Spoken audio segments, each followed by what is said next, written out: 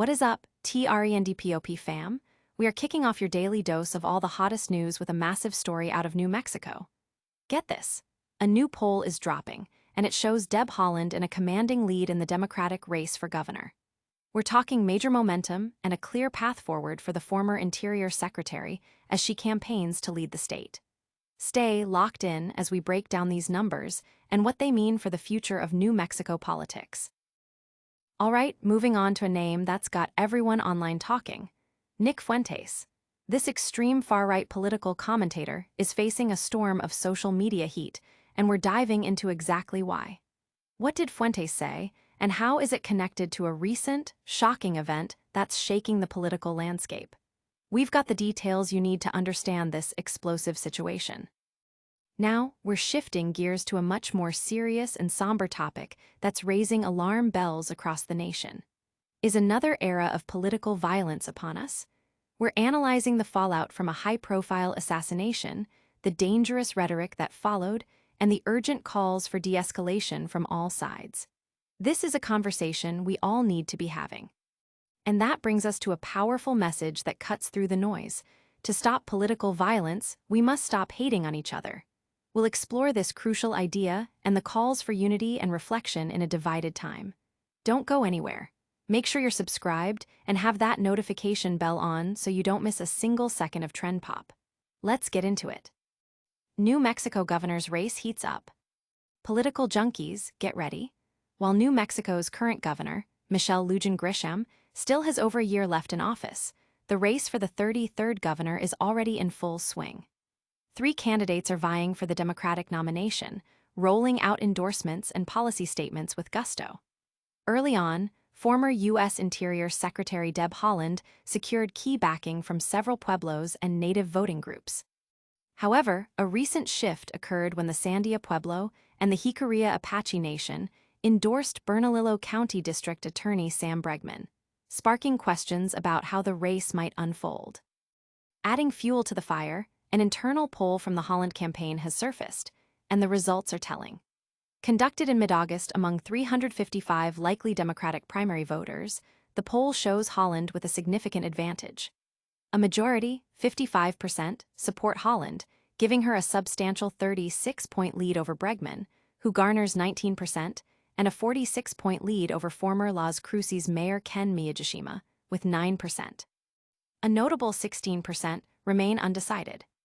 Haaland's campaign spokesperson, Hannah Menchoff, expressed confidence, stating, "New Mexicans know Deb is the fighter we need to take on crime, invest in education, and tackle rising prices from Trump's tariffs. That's why she's visited all 33 counties already and is working to earn every vote." On the other side, Bregman's spokesperson, Joanne Griffin, remarked, "The results today are virtually the same as when we launched 5 months ago. We are confident that, as the people of New Mexico get to know Sam and his policies, they will respond strongly to our message." But what does this poll mean for the other candidates and the election down the line? Next, we're diving into the online firestorm surrounding Nick Fuentes and a shocking political development. Who is Nick Fuentes, the far-right commentator at the center of controversy? Social media is ablaze, and the name Nick Fuentes is at the epicenter. The extreme far-right political commentator is currently facing intense scrutiny and criticism following a controversial statement linking him to a recent, tragic political event. This situation has brought Fuentes, a figure known for his inflammatory rhetoric and controversial views, into the spotlight for reasons that go far beyond his usual online pronouncements. Fuentes has gained notoriety for his involvement in far-right movements and his outspoken, often provocative, opinions on a range of social and political issues. His online presence, particularly on platforms that have been hesitant to moderate extremist content, has allowed him to cultivate a significant following among a specific demographic. The current controversy stems from remarks he allegedly made concerning the assassination of conservative activist Charlie Kirk, remarks that have been widely condemned as insensitive and inflammatory, particularly given the sensitive nature of the event. The backlash has been swift and widespread. Many are calling for greater accountability from social media platforms that host figures like Fuentes, while others are using the moment to critique the broader landscape of online political discourse. Critics argue that figures like Fuentes contribute to a climate of division and hostility, and that his comments in the wake of Kirk's death only serve to exacerbate these tensions.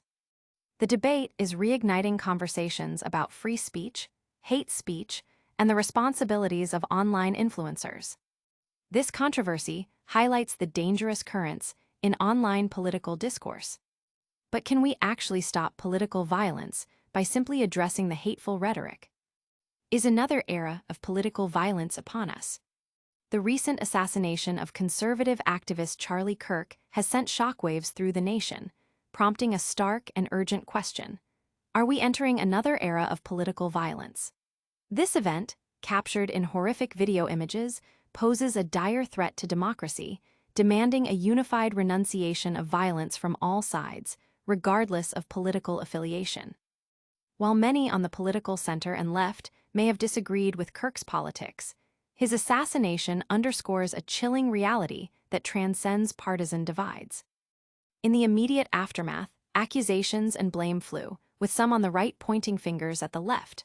However, many voices, including former Metropolitan Police Department officer Michael Fannon, who was brutally attacked during the Jan.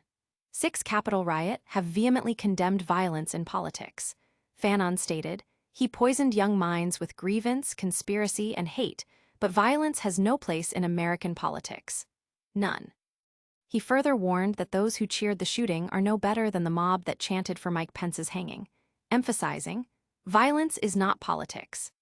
This sentiment echoes the experience of others, like Minnesota State Rep. Melissa Hortman and her husband, who were tragically murdered, and the attempted assassinations of Minnesota State Sen. John Hoffman and his family, events also believed to be politically motivated. The situation is further complicated by political leaders, including President Donald Trump, who have been accused of using inflammatory language that can be perceived as fanning the flames of division. While some argue that certain political behaviors warrant strong criticism, labeling opponents with terms like fascist or Nazi can, for some listeners, become an invitation to violence. The chilling discovery of "Hey Fascist" Ketch, engraved on a casing, recovered with the rifle suspected in Kirk's murder, serves as a stark reminder of this danger. This climate of division and heated rhetoric is not sustainable for a healthy democracy. So, what's the antidote to this escalating tension and potential for violence? To stop political violence, we must stop hating on others. The current political climate in America is deeply concerning, marked by a cycle of denouncing violent rhetoric while simultaneously engaging in it.